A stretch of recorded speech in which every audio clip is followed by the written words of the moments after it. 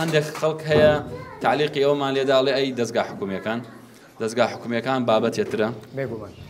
ئێمە لە شاری کەرکووک لەسەر ئاستی عێراق لە ساڵی 2022 پلەی یەکەمان هێنا لە ڕووی ئەبنیە مەدرسیەوە. لە پەروەردەی کەرکووک لیژنەمان زۆرە، متابعەی هەموو ئەو بینایە ناکەین، کەسوا نەزانێت ڕاستە کەم و کورتی هەیە، بەڵام ئێمە متابعەی هەموو مەکتەبەکانەکەین لە ڕووی تەندروستیەوە، لە ڕووی یاساییەوە، لە ڕووی ئیشراف و حاڵی خوێنکارەکان لە ناو بیناکان و بەردەوام هەوڵی چارەسەریان بۆ دەین و ئێمە ئێستا وەک پێتم وت لە شاری کەرکووک لە پلە یەکەمەکانی سەر ئاستی عێراقین، یعنی ئەوانەی کە لە شارەکانی خواروی عێراق ڕۆدا ڕەنگە کەرکووک زۆر لەوان باشتر بێ.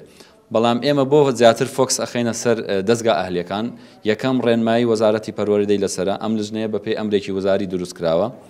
دووەم پشتگیری و لەسەر ڕاستپاردەی جەنابی محافظ ئێمە دەرەچینە سەر هەموو ئەم دەستگا ئەهلیانە و ئەمە بۆیە زیاتر دەست چاو ئەخەینە سەری، چونکە ئەهلین پارەیەکی زۆر لە خەڵک وەرەگرن، مقابلی ئەو پارەیە ئەبێ خزمەت بۆ منداڵانە بکەن بە تاکید و دووبارە و سێبارەش تاکید یەکەمەوە دایکان و باوکان ئەبێ لە شوێنێکی ئەمین مناڵەکانیان دانن، هەر ئەوە نیە لە هەرچی شوێنێ بێ فڕێدەن، لە شوێنێکی باش و ئەمین و پاک و ڕێک و پێک کە بتوان بە شێوەیەکی باش خزمەتی مناڵەکانیان بکەن.